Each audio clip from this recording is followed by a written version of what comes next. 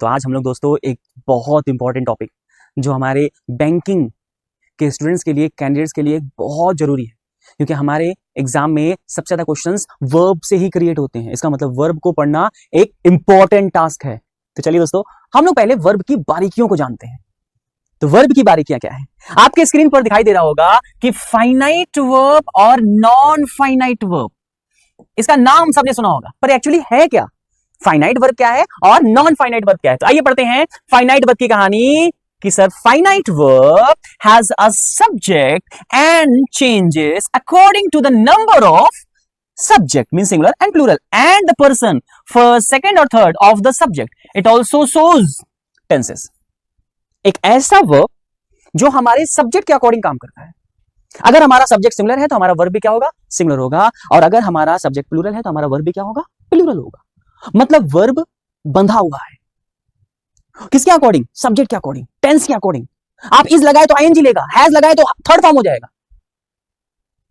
और आपने कुछ नहीं लगाया, आपने प्रेजेंट में बनाया तो वर्ब की फर्स्ट फॉर्म होगा, या फिर एस भी लेगा। जैसे आप पास करेंगे तो सेकंड फॉर्म में आ जाएगा। वो बंधा हुआ है बेचारा, वो छूट नहीं पा रहा है, रेस्ट्रिक्ट है। तो सिंपल भाषा में कहें, अगर आपको फाइनाइट वर्ब पहचानना है तो फाइनाइट वर्ब की जो पोजीशन होती है वो सब्जेक्ट के बाद, सब्जेक्ट या फिर आप कह सकते हैं हेल्पिंग वर्ब के बाद, या फिर आप कह सकते हैं और कंडीशन है, ये कंफर्म कंडीशन नहीं है, कहीं कहीं पे ऑब्जेक्ट आता भी नहीं है, या फिर आप कह सकते हैं किसके पहले? ऑब्जेक्ट के पहले। तो ये जो बीच की पोजीशन दोस्तों, यही हमारा वर्ब है, और इसी वर्ब को ही हम क्या कहते हैं? फाइनाइट। इसी वर्ब को ही हम क्या कहते हैं? फाइनाइट। समझ में आ गया? इसी वर्ब को ही हम क्या कहते हैं? फाइनाइट। क्लियर है? इसी वर्ब को हम क्या कहते हैं? फाइनाइट। आइए एग्जांपल में चेक करते हैं। तो हमारे पास एग्जांपल पहला है, ही इज प्लेइंग। प्लेइंग क्या हो गया? फाइनाइट। इज के अकॉर्डिंग आईएनजी फॉर्म है ना। दे आर प्लेइंग, फिर से फाइनाइट। सी राइट्स, फाइनाइट। ये तीनों कंडीशन कौन सी है? फाइनाइट की है।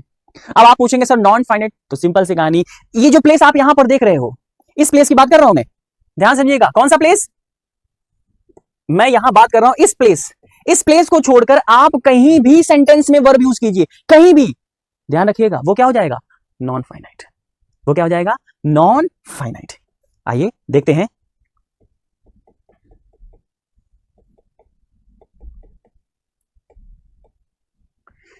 Non finite verb. तो नॉन फाइनाइट वर्ब क्या होता है दोस्तों? अभी हम डिस्कस किया था कि sir a non finite verb does not change. ढीठ है भैया, इसको कोई फर्क नहीं पड़ता, सिंगुलर हो प्लूरल हो तुम कुछ भी हो, मुझे कोई फर्क नहीं पड़ेगा, मैं नॉन फाइनाइट हूं भाई। अकॉर्डिंग टू पर्सन, कोई पर्सन है, नंबर तुम कितने भी हो, टेंस कोई भी टेंस हो, मुझे फर्क नहीं पड़ता। It does not act as the main verb. मैंने कहा ना, वो मेन वर्ब था अपना, जबकि ये मेन वर्ब की तरह रिएक्ट करता ही नहीं है। अब जब करता नहीं है तो ऑब्वियस सी बात है, ये क्या हो जाएगा? Non finite. मतलब यह नॉन फाइनाइट है, इसका कोई फिक्स फेस नहीं है, जहां मन करे वैसे आ सकता है, आप कुछ भी कर लो, कोई फर्क नहीं पड़ता इसको भाई, है ना। जैसे एग्जांपल देखिए, आपने आई लाइक कहा तो वॉचिंग क्या हो गया? Non finite. She wants to go क्या हो गया? Non finite. आप कुछ भी कर लो, कोई फर्क नहीं पड़ता इसको। आप सी वॉन्ट्स की जगह पे आई वॉन्ट कर लो, टू गो ही रहेगा, कोई फर्क नहीं पड़ता उसको। आप आई लाइक की जगह पे सी लाइक्स कर दो, कोई फर्क नहीं पड़ता भाई, वॉचिंग एज इट इज रहेगा, to go as it is रहेगा, उस पर कोई फर्क नहीं पड़ता। इसी को कहते हैं नॉन फाइनाइट, इसी को कहते हैं नॉन फाइनाइट। रिपीट अगेन, इसी को कहते हैं नॉन फाइनाइट। एक बार फिर से, फाइनाइट वर्ब क्या होता है? फाइनाइट वर्ब सर वर्ब की एक ऐसी प्लेस जो सब्जेक्ट और ऑब्जेक्ट के बीचों बीच आती है, इसे कहते हैं फाइनाइट वर्ब। नॉन फाइनाइट इसको छोड़ दो, बाकी कहीं भी लगा दो।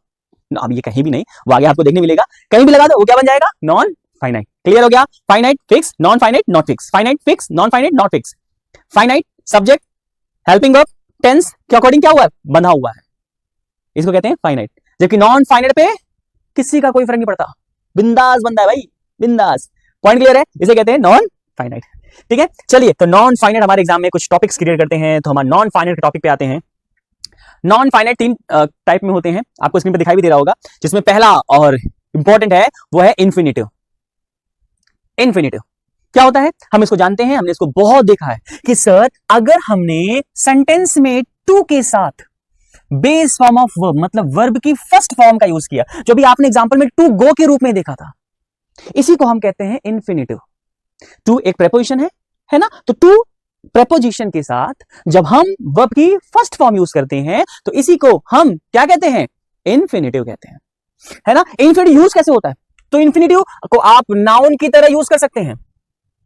नाउन की तरह यूज कर सकते हैं। और तो और लिखो, not only the noun but also written some qualities of a verb, मतलब एडवर्बल कंडीशन की तरह भी हम लोग इन्फिनिटिव को यूज कर सकते हैं। Hence it is called a verb noun, इसीलिए इसको हम लोग क्या कहते हैं, वर्ब नाउन कहते हैं। ठीक है, जैसे हम लोग के पास पहला एग्जांपल है टू एयर, यहां पे क्या हो गया, ये सब्जेक्ट नाउन की तरह यूज हुआ। I want to study object की तरीके से, है ना, I want to study English, मैं चाहता हूं पढ़ना, है ना, तो इस तरीके से क्वालिटी कंडीशन में भी ये यूज हो सकता है। तो इन्फिनिटिव क्या होता है दोस्तों, एक बार फिर से बोलेंगे, सर जब हम सेंटेंस में टू के साथ वर्ब की फर्स्ट फॉर्म को यूज करते हैं तो सर इसी को हम लोग क्या कहते हैं, इन्फिनिटिव कहते हैं। सिंपल, आगे बढ़े, चलिए नाउ द नेक्स्ट। और हमारे एग्जाम का सबसे इंपॉर्टेंट पॉइंट तो ये रहा दोस्तों आपके स्क्रीन पर, जिरन।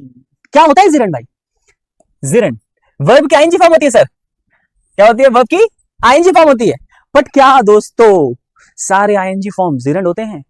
नहीं, सारे आईएनजी फॉर्म जिरंड नहीं होते। आपको स्क्रीन पर दिखाई दे रहा होगा, gerund is a verb form ending in I N G that functions as a noun, that functions as a noun. अब थोड़ा यहां पे गौर करना दोस्तों, ये नाउन है क्या, कैसे पहचानोगे कि ये जो वर्ब यूज हुआ है ये नाउन है, ये जो वर्ब यूज हुआ है ये नाउन है, इसको हम कैसे पहचानेंगे? दो तो आपको याद ही होगा, पहला सब्जेक्ट की तरह, दूसरा ऑब्जेक्ट की तरह,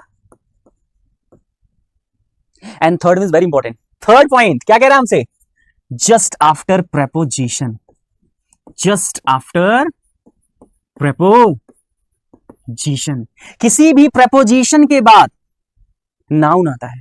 प्रेपोजिशन का मतलब क्या होता है, पोजीशन। हम अपनी पोजीशन अगर मैं बताऊं तो मेरी पोजीशन क्या है, मेरे पीछे बोर्ड है, मेरे पीछे व्हाइट बोर्ड है, पहली कंडीशन, मेरे सामने आप लोग हैं, दूसरी पोजीशन, मैं कमरे में बंद हूं, तीसरी पोजीशन।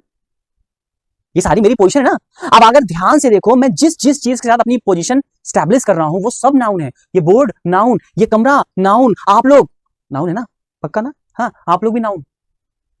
इसी वजह से कहा जाता है प्रपोजिशन के बाद सिर्फ नाउन आता है। और इसी रीजन की वजह से दोस्तों जब हम किसी प्रपोजिशन के बाद वर्ब को यूज करते हैं ना, वर्ब को, तो वो वर्ब आईएनजी फॉर्म में यूज होता है।